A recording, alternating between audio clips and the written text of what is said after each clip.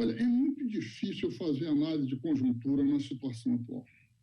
As análises de conjuntura, elas buscam avaliar alterações, mudanças significativas, sobre a base de um quadro estrutural razoavelmente estabelecido e aceito pela maioria dos agentes políticos.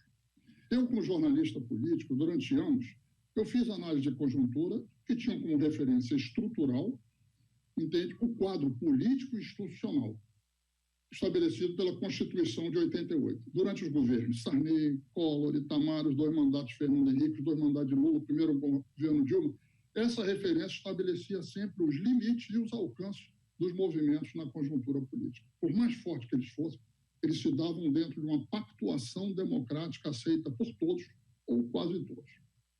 Essa pactuação foi rompida com o golpe contra a presidente Dilma e contra a democracia dado em 2016, tendo como pretexto o ridículo argumento das pedaladas fiscais, sem qualquer crime de responsabilidade. Esse golpe foi impulsionado pelos grandes grupos da mídia e liderados por pessoas do calibre de Eduardo Cunhas e Aécio Neves. Afastaram a presidente eleita e repassaram o governo para o Temer. Os golpistas conseguiram unir um conjunto amplo de forças conservadoras, corporações dentro do aparelho do Estado, agentes políticos, forças empresariais, tudo isso organizado e impulsionado pelos grandes grupos de comunicação, com um único objetivo: afastar a presidente legitimamente eleita. Mais do que isso, impor ao Brasil um governo que aplicasse exatamente o programa derrotado nas urnas em outubro de 2014. Esse movimento teve, desde o primeiro momento, o apoio financeiro e político do Estado profundo norte-americano, incomodado com a presença ativa e altiva do Brasil no cenário internacional e pelas descobertas das extraordinárias riquezas do pré-sal. Eles não se conformavam com os avanços democráticos, com a redução das injustiças sociais, das desigualdades regionais, com respeito aos direitos humanos.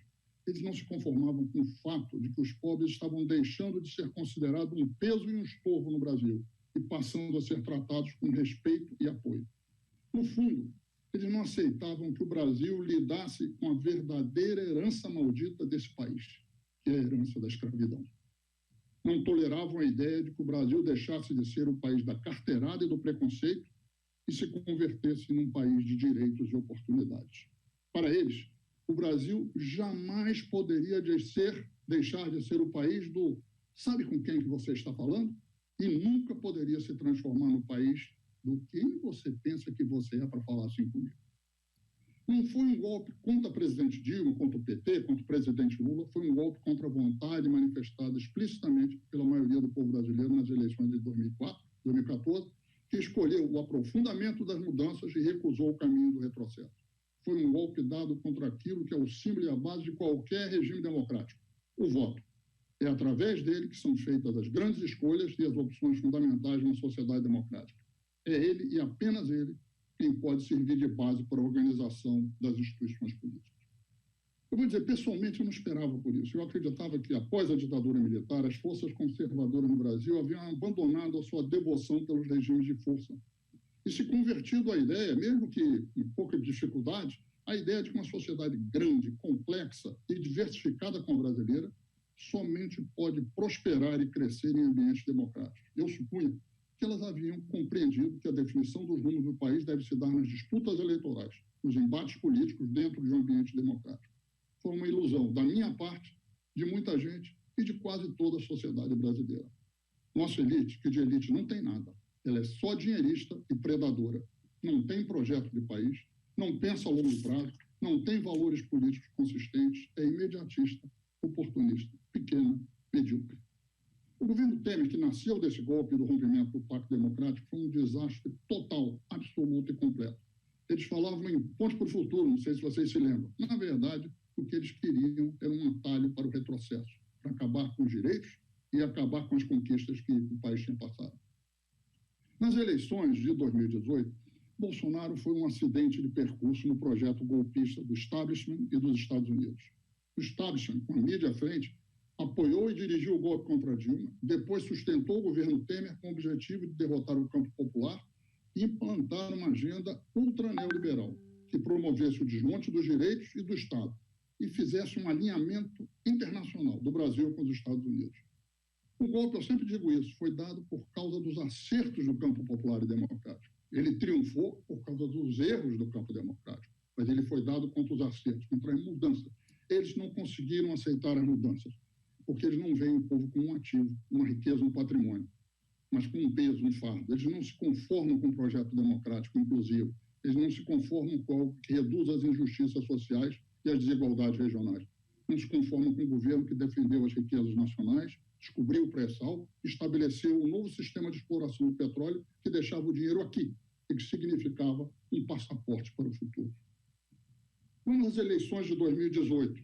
Você vê só, eu estou tentando pegar alguns fundamentos ainda, mas o quadro os fundamentos foi danificado. Nas eleições de 2018, o establishment acreditava que elegeria um candidato conservador, consolidando o processo do golpe e do governo Temer. Para alcançar essa meta, ele trabalhou junto com as corporações do Estado, o Judiciário, o Ministério Público e a Polícia Federal, não todos, mas da sua maioria, para afastar o Lula das eleições, porque sabiam que o Lula ganharia as eleições. O seu plano A era a candidatura Alckmin, mas Alckmin não decolou. E não decolou por uma razão muito simples, pela mesma coisa que aconteceu com o deputado Ulisses Guimarães lá nas eleições de 89. A imagem do Alckmin estava associada à imagem do Temer, da mesma forma que a imagem do Ulisses estava associada à imagem do Sarney. E como o Alckmin não vingou, porque não podia vingar, o establishment chegou à conclusão de que não tinha outra saída e embarcou de mala e cuia na candidatura de Bolsonaro da extrema-direita. O establishment dourou a pílula dessa adesão ao Bolsonaro, com a crença de que com o tempo iria domesticá-lo. Conteria sua agenda de costumes e seu discurso fascista, truculento, botando o presidente eleito nos trilhos de um neoliberalismo comportado. Fariam de Bolsonaro uma espécie de um Temer II, se é que isso é possível. Eu lembro uma frase do Huck, entre o primeiro e o segundo turno de 2018, que sintetiza bem esse estado de espírito. Abre aspas. Não voto no PT, nunca votei no PT e não vou votar no PT. Discordo de muita coisa do Bolsonaro. Mas ele chegando lá, pode amadurecer, vai repensar. Eles acreditaram nisso. Mas pouco mais de um ano depois, o establishment percebeu que isso não iria acontecer. Bolsonaro tem base social e política, tem caneta e, mal ou bem, ele tem a legitimidade das urnas. E ele tem uma agenda que não se limita ao ultraneoliberalismo. O ultraneoliberalismo para ele é apenas uma camisa social que ele bota para vestir um regime que atropele os direitos, o meio ambiente, a cultura, a democracia, a soberania nacional, ou seja, atropele tudo. Uma espécie de fascismo tropical e subalterno que fala grosso com o povo e fino com os Estados Unidos. Para Bolsonaro, a Bolívia é o povo brasileiro. Bolsonaro já mostrou que não será domesticado e contido. Os políticos, eu falo por experiência própria, eu cobri Congresso 20 anos. Os políticos mudam de ideias, mas eles não mudam de personalidade. Bolsonaro não vai mudar. Ele só se equilibra na agressão, na exclusão, na violência, no supremacismo. Ele foi a solução possível para o Estado no curto prazo das eleições, mas tornou-se um problemão a longo prazo, porque ele não permite a construção de algo que é indispensável em qualquer sociedade, que é uma hegemonia estável e abrangente. Daí que as relações entre Bolsonaro e o establishment tenham entrado num período de grande instabilidade. Um ano e pouco depois da posse, Bolsonaro e o establishment, embora unidos em torno do programa ultraneoliberal, do desmonte do Estado, da entrega das riquezas, eles começaram a ter divisões em áreas como a comportamental, cultural, ambiental, direitos humanos, liberdade de imprensa, políticas de segurança, milícias, relações institucionais, especialmente no judiciário, e política externa. E essas divisões começaram a crescer. E elas não crescem apenas entre Bolsonaro de um lado e o establishment tradicional de outro. Também surgem divisões dentro do campo do Bolsonaro e surgem divisões nos diversos setores do establishment. Aquele clima de estamos juntos, todos juntos para o que deve que vigorou nos primeiros meses de 2019, acabou. Temos divisões importantes hoje em dia, divisão na pauta de costumes, de meio ambiente, em muitas áreas, e eu acho que a recente demissão do Moro é um exemplo muito claro desse tipo de divisão. Eu repito aqui algo que eu disse no finalzinho de janeiro, na plenária promovida pelo Comitê Lula Livre, na sede da CUT em São Paulo. A disputa entre Bolsonaro era a expressão da contradição da disputa entre Bolsonaro e a Globo. Bolsonaro havia começado a fritura de Moro naquela época, e isso não era pouca coisa. Eu nunca vi, em toda a minha experiência política, um presidente começar a fritar um ministro e depois reabilitar o fritado. Quando começa, não tem volta. No início do ano, Bolsonaro ainda tinha problemas para despachar o Moro. E o Moro não podia deixar o governo porque estava cedo demais, ficaria no sereno. Mas o quadro se agravou nos meses seguintes. Não deu outra. A partir de agora, com a saída de Moro, o que vai balizar as disputas dentro do bloco que produziu o golpe, que foi atrás do Bolsonaro, é as disputas do quadro de 2022. Quem nós vamos votar lá em 2022? Bolsonaro tem divergências com o Centrão? Tem divergências, mas essas divergências podem se acomodar no atacado, especialmente se o varejo do Bolsonaro funcionar. E ele fará isso se não tivesse rebaixar, se ele fizer concessões com a área de quem está namorando e concedendo, e não na base do da Odessa. Outras contradições importantes. O Supremo contra as corporações. O Supremo teve de dar um freio de arrumação na Lava Jato e no lavajatismo no final do ano passado, porque o lavajatismo havia tomado conta da primeira instância e também do Ministério Público. O que estava em jogo era quem mandava no judiciário. Foi dentro desse quadro que saiu a libertação do Lula, a decisão sobre segunda instância e a aprovação do juiz de garantias. Mas o freio de arrumação foi leve, mais uma beliscada do que propriamente um freio.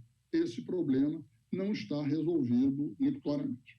Esse quadro todo de divisões dentro do bloco que produziu o golpe, embarcou na candidatura do Bolsonaro e produziu o desmonte dos interesses do país e o desmonte dos interesses do povo ao longo desses últimos anos, vem se somar um outro fator de enorme importância, meu ver, que é o crescente e monumental isolamento internacional de Bolsonaro, infelizmente, no Brasil.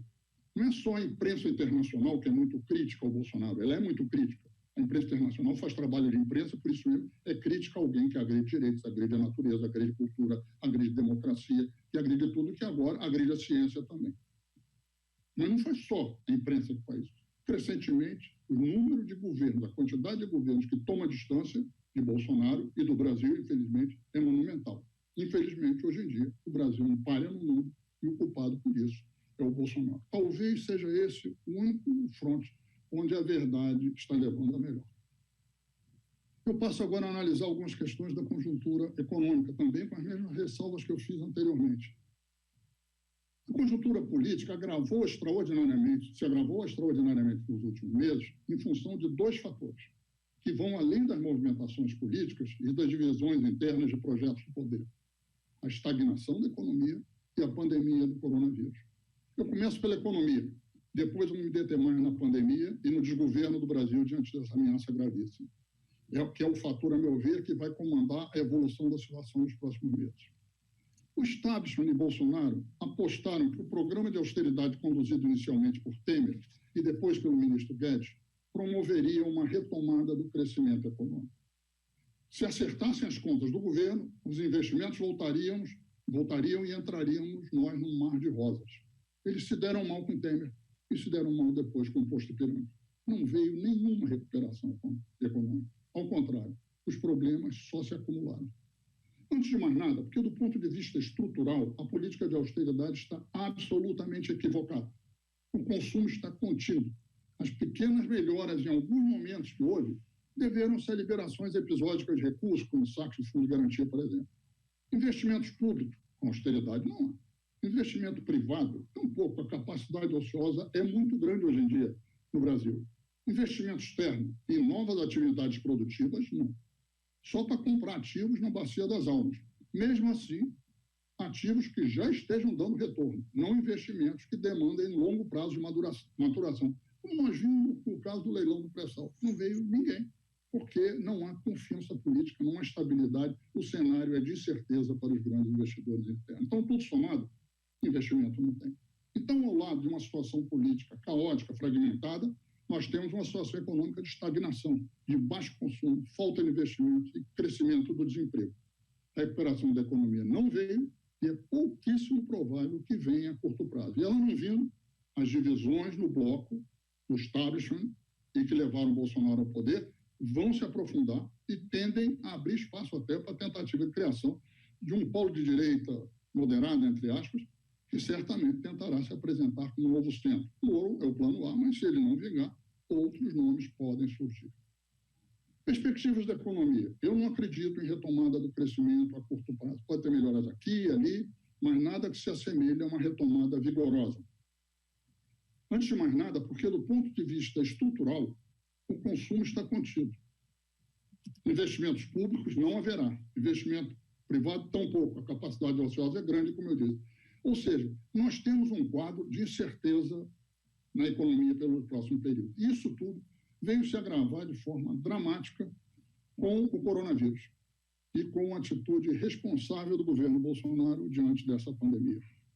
Em vez de comandar o país para enfrentar com união, preparo, algum planejamento, uma grave ameaça e uma ameaça com contornos desconhecidos, Bolsonaro vendeu a ideia da simplificação, de que ela não era essa coisa toda, era apenas uma gripezinha.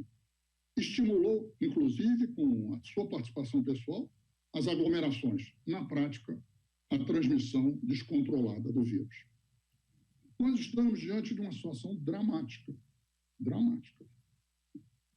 Eu ouvi com muita atenção a exposição do Quioro e do Temporão, e eu não sou um especialista, mas o quadro que eu antevejo é um quadro de enormes problemas pela frente, especialmente no mês de maio e começo de junho. Ontem o Brasil teve, os números variam um pouco, 474 óbitos. Nós não apenas superamos o número de óbitos acumulados na China.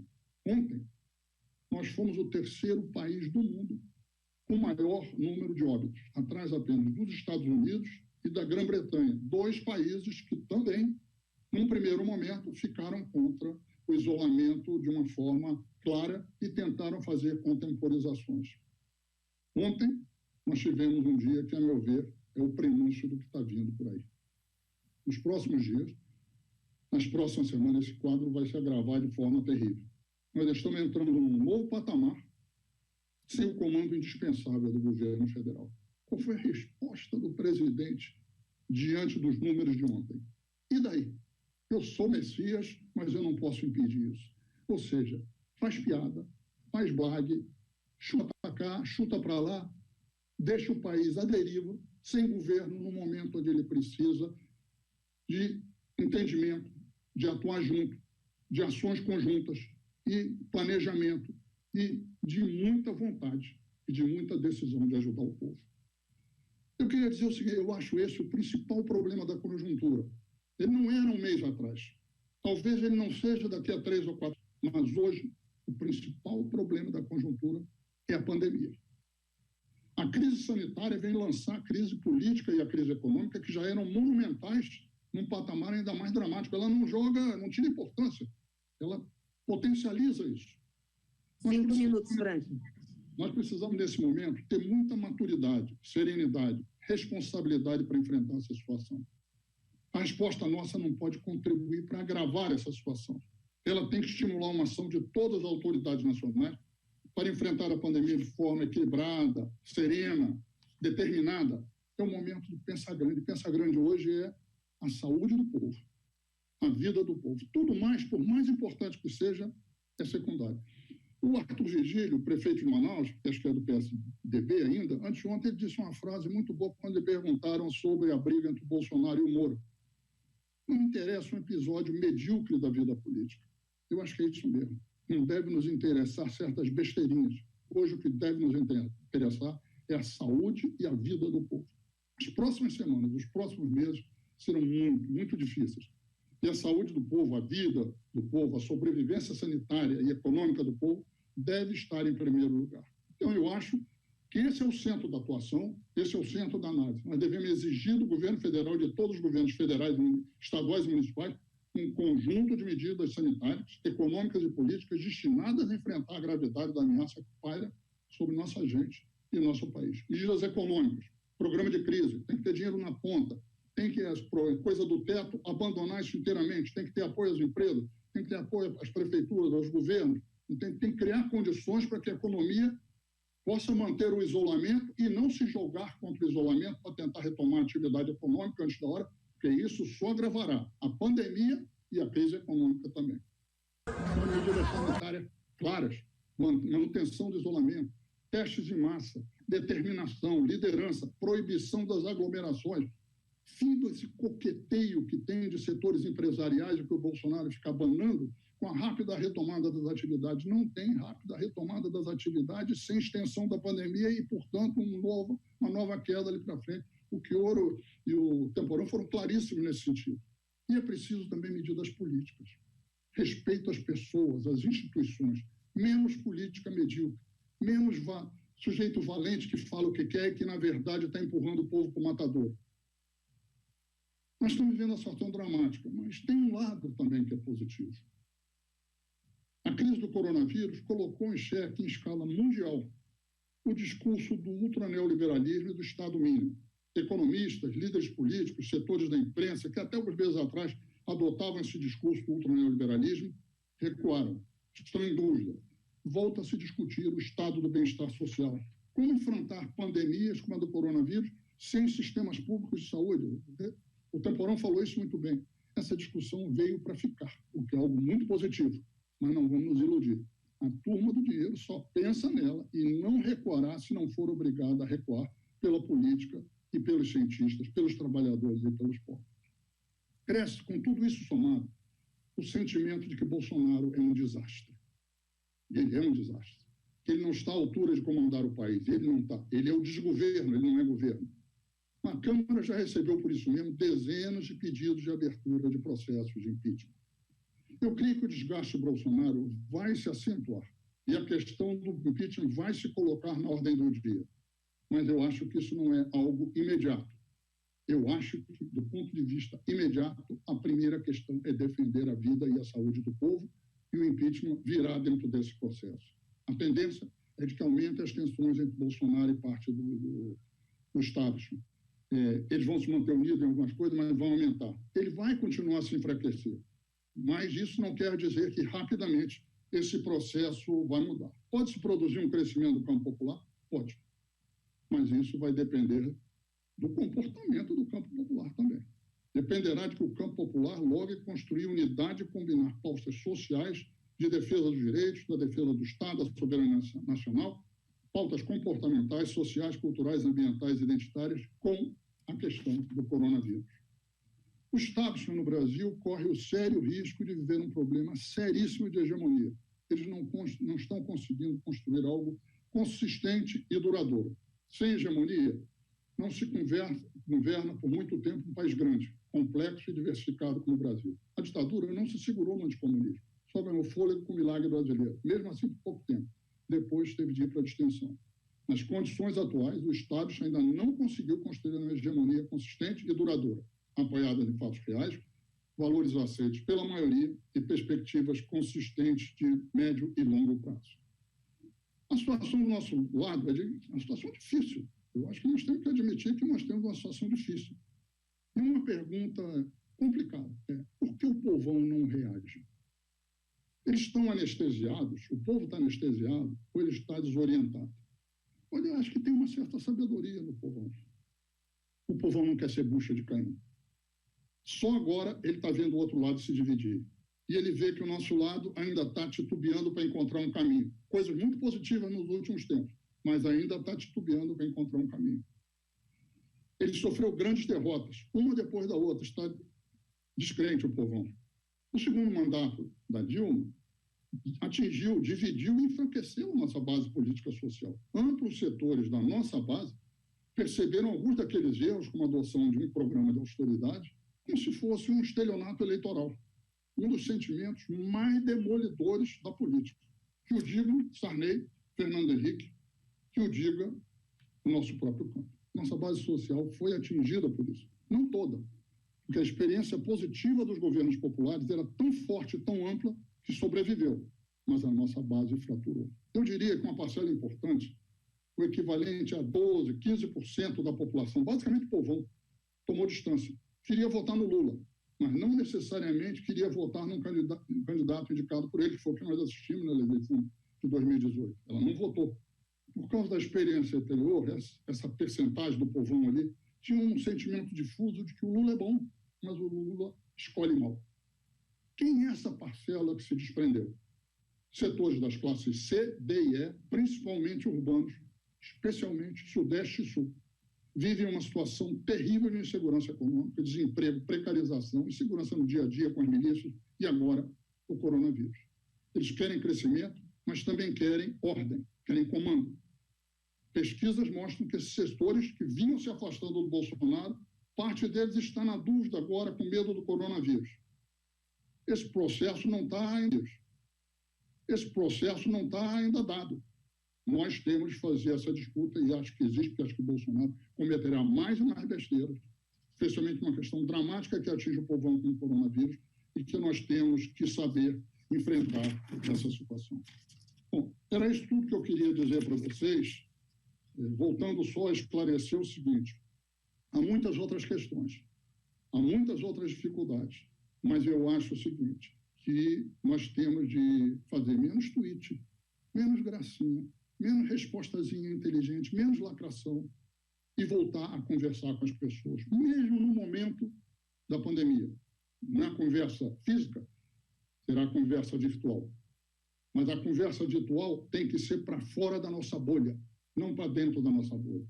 A conversa virtual tem que, em primeiro lugar, querer reconquistar esses 12%, 15% que estão desesperados e têm motivos para estar desesperados e têm desconfianças da gente, e têm motivos para ter desconfiança da gente, porque é isso, em última instância, que vai decidir os destinos do país nos próximos anos.